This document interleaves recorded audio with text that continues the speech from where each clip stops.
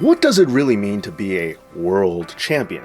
Now, the title of that title has been thrown around a lot when it comes to professional wrestling, but should it be? I mean, if you really are a world champion, can there really be any other? Well, that's exactly what we're going to talk about. Because today...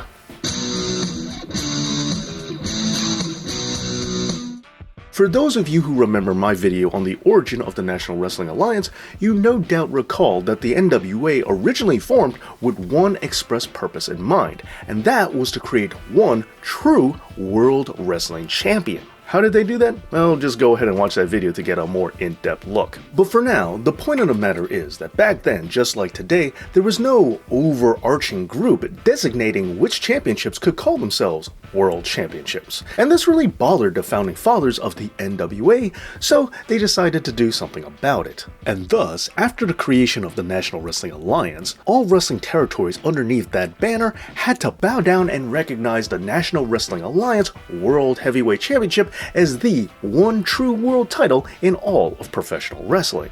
But of course, this would not last long, as viable contenders such as the AWA and the WWF would wind up making claim to the throne and would create world titles of their own. Flash forward to today, and with companies like New Japan and AEW, a world title really doesn't mean what it used to. So the question is, what really is a world championship?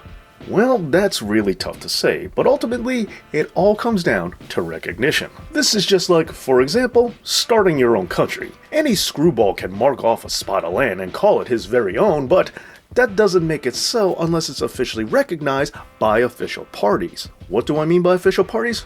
Well, when it comes to starting your own country, this requires other nations to acknowledge that you have your own government, and well, you know what? It requires more than that. But anyway, let's just bring it back to wrestling. Alright, as far as the squared circle is concerned, recognition must come from other respected parties. The problem is, the definition of that is kind of vague. But in short, the more prestige that a group or an individual has that recognizes your world championship, the better off you are and the more prestige it brings to the belt. So, for example, if your mom says that the world title you created out of cardboard when you were 8 years old counts as a real world title to her, well, that really doesn't mean diddly. On the other hand, if you create a title that, let's say, WWE acknowledges, well, that would be pretty impressive. Think about it. WWE calls Ric Flair the 16-time world champion, even though he has only won 2 with the WWF. Therefore, that must mean that they are accepting both the NWA and the WCW belts as official world titles. However, you know who they don't count?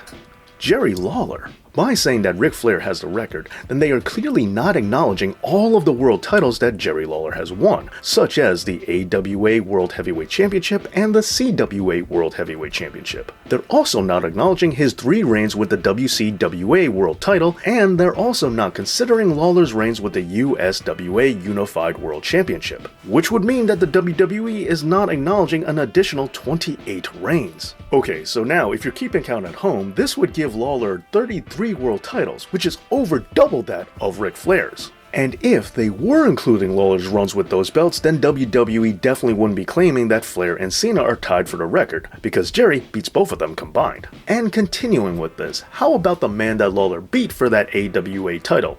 Curt Hennig. Because by not counting the AWA, wrestlers like Mr. Perfect don't get to count as former world champions either. Now, going back to Lawler, in case 33 titles wasn't enough for you, the King might have more than just that, because I was only counting belts that had the word world as a part of their official moniker, as the King has also won other belts that were considered to be the top prize within an individual promotion, like the MCW Heavyweight Championship or the JAPW Heavyweight Championship. They just don't have the word world as a part of their name, so should these count? Well, if you're really stuck on this word, I want you to also remember that belts such as tag titles, cruiserweight titles, and even television championships have all contained the word world in their official name, but no one is ever including those into the equation. Also, staying with semantics, some feel that the word world is a very important part of the belt's description, and therefore, in order for a world title to be a world title, it must be defended around the world. But that opens up a whole can of worms. Like, does defending your title in Canada count as being global if you're a United States promotion, or do you have to travel overseas? And if so, then how do you distinguish that between an Intercontinental Championship, which by definition should also have to follow suit and be defended on different continents? Does a world title have to be defended in the ocean in order to differentiate it from Intercontinental Wrestling? And does that mean that the US title can only be defended in the United States?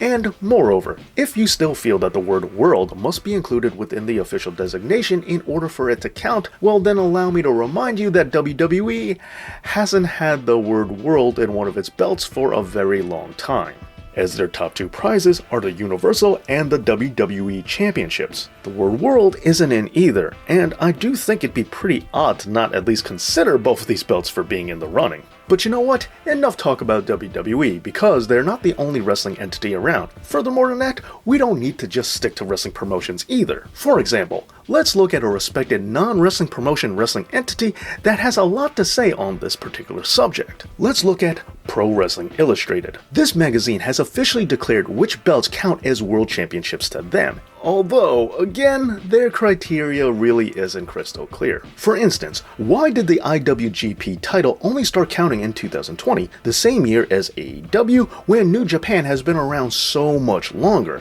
That really doesn't seem fair now, does it? Furthermore, as you can see from this list, once a world title, not always a world title, as some belts have fallen from grace throughout their time, like the ECW Championship, which did count but only until it was acquired by WWE, then it no longer applied, which is a concept that some have a problem with, as they feel that once a belt's lineage is accepted, then it must stay accepted as a world title until the belt stops being active. But what's also really interesting about this is the case of the NWA, where the belt came back very temporarily, only to go back to not counting again. And speaking of the National Wrestling Alliance, let's go back to their original reasoning, because I still do think that it's a really valid argument. If you are indeed the champion of the entire world, could and should there really be any others? Sure, maybe the NWA Championship, the 10 pounds of gold, doesn't mean what it used to, but that's exactly the point. Belts can gain and lose meaning, and some are definitely more prestigious than others. Allow me to give you this scenario.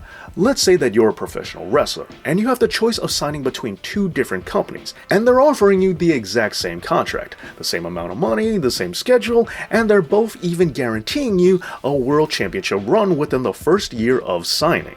The only difference is that one company is WWE, and the other company is CZW. Now look, I'm not trying to knock either company here, I'm just trying to point out that presented with this exact same scenario, most people of course would choose WWE. That's the belt they grew up with, that's the belt they dreamt about holding ever since they were a child. And with that being the case, shouldn't the most coveted prize, the most dreamt about, the most desired championship in all of the wrestling world be the only world title that really counts? Especially, as I said in the beginning, it's all about recognition, and you don't have to be a wrestling promotion in order for your opinion to count. The only problem, the way I see it, is that the majority of the people with these big dreams are wrestling fans, and unfortunately, most wrestling fans can't be bothered with thinking about what constitutes as a real world championship. But we definitely should. Pro wrestling is not like competitive sports where contests can be held to determine who really is the best. Instead, wrestling is predetermined, and as such,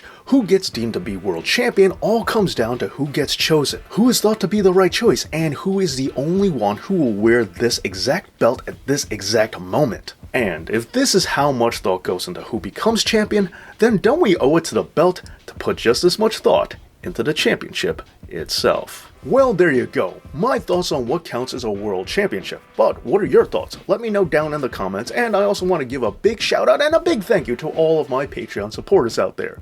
Please give a like for this video and also subscribe right here to this channel.